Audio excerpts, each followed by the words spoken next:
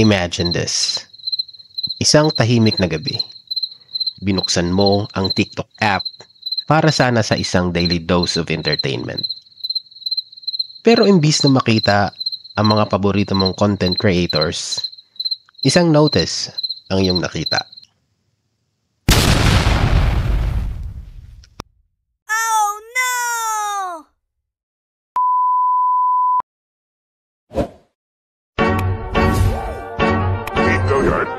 I got so motherfucking design on right now. Bring it down, bring it down, bring it down. I got 3 whole guys on the block. Ang TikTok ban ay isang kautusan mula sa gobyerno na nagbabawal sa paggamit ng TikTok sa isang partikular na bansa o rehiyon.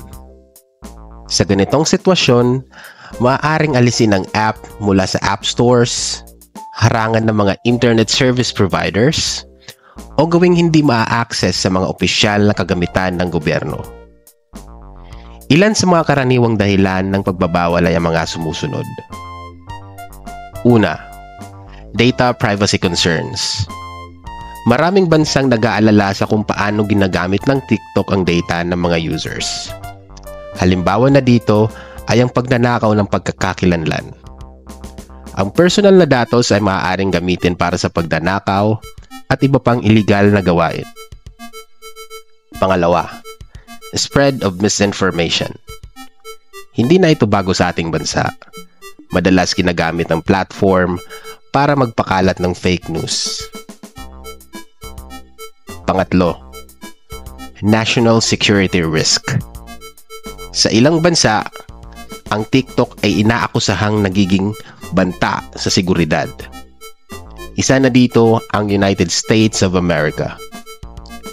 Ang operasyon ng TikTok sa US ay nagdudulot ng mga alalahanin sa pambansang seguridad dahil maaaring gamitin ng gobyerno ng China ang video sharing app upang impluwensyahan ang mga gumagamit o kontrolin ang kanilang mga device. Pang-apat, inappropriate content. Hindi na-filter ng maayos ang mga content na maaaring makasama sa kabataan.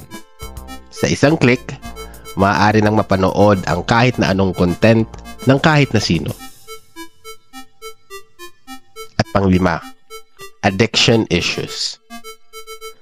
Tumataas ang mga kaso ng adiksyon sa social media, lalong-lalo na sa mga kabataan, na nagiging dahilan upang hindi na masyado makapag-focus sa kanilang pag-aaral o iba pang mas importanteng gawain.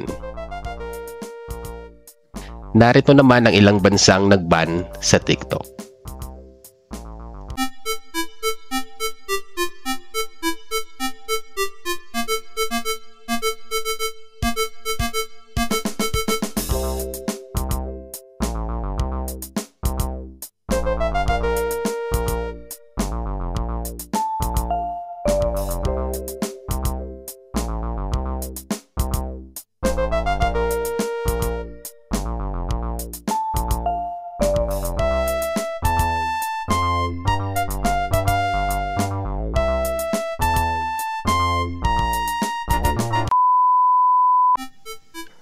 Kung naban ang TikTok sa mga bansang ito, hindi malayong mangyari rin ito sa Pilipinas.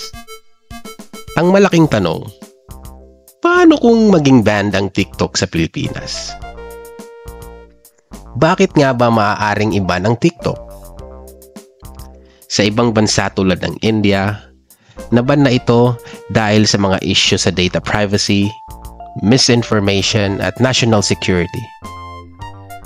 Kung mangyari din ito sa Pilipinas, siguradong malaking impact ito, hindi lang sa mga content creators, kundi pati na rin sa mga users.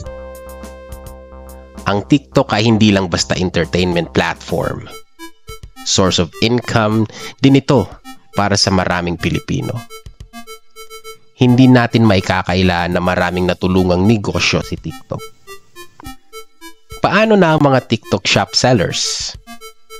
Ang mga content creators na binabayaran ng brands? malaking kawalan ito sa digital economy ng bansa. Lalo't lumalaki ang bilang ng mga social media influencers dito. Maraming maliliit na negosyo ang umaasa din kay TikTok para sa kanilang marketing. Kung mawala ito, kaya nilang makahanap ng ibang paraan para maabot ang kanilang target audience? Posible kayang bumalik ang traditional advertising methods tulad ng flyers at posters? Bukod sa ekonomiya, malaking parte na rin ng kultura natin ang TikTok. Dito tayo natuto ng bagong sayaw, nauuso mga kanta, at napapanood ang creative content na nakapagbibigay sa atin ng saya. Sa TikTok nagkaroon ng platform ang mga Pilipino para ipakita ang kanilang mga talento.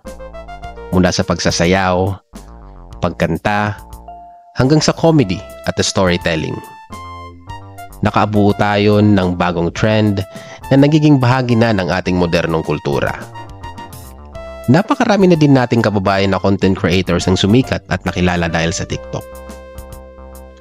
Hindi lang entertainment ang hatid ng TikTok, kundi pati edukasyon.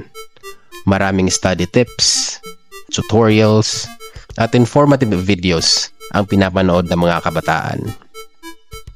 Ang TikTok ay naging platform para sa mga creative minds. Kung mawala ito, saan kaya lilipat ang mga creators? Posible kayang masumusbong ang iba pang forms of arts tulad ng visual arts, short films, o music production sa labas ng social media. Ang kabataan ang isa sa pinakamalaking user base ng TikTok. Kung mawala ito, ano ang magiging epekto sa kanilang engagement sa online world? Maaaring lumipat sila sa ibang platforms o mas maging interesado sila sa real-world hobbies tulad ng sports at arts. Paano kung gamitin na lang ng mga Pilipino ang pagkakataong ito para mag-focus sa offline activities? Muli kayang babalik ang sigla ng face-to-face interactions? Ang TikTok ang isa sa pangunahing source of entertainment ng maraming Pilipino. Kung mawala ito, babalik kaya ang interes ng mga tao sa traditional media tulad ng TV, radyo, o sinehan? O maghahanap lang sila ng iba pang digital alternatives tulad ng Instagram Reels, YouTube Shorts, o Facebook Stories? Baka rin magdulot ng pagbabago sa social media regulations ang paggawala ng TikTok. Ang mga government agencies at private companies ay maaaring maghigpit sa data privacy at content monitoring ng ibang platforms. Ito kaya ang simula ng mas regulated na internet sa Pilipinas?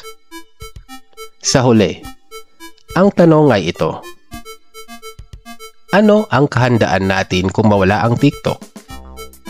Marami rin sa atin ang nabubuhay sa digital age. At minsan, hindi natin napapansin kung gaano kalaki ang epekto ng isang app sa pang-araw-araw na buhay natin. Ano sa tingin nyo? Kaya ba ng Pilipinas na walang TikTok? O magiging malaking dagok ito sa ating ekonomiya at kultura?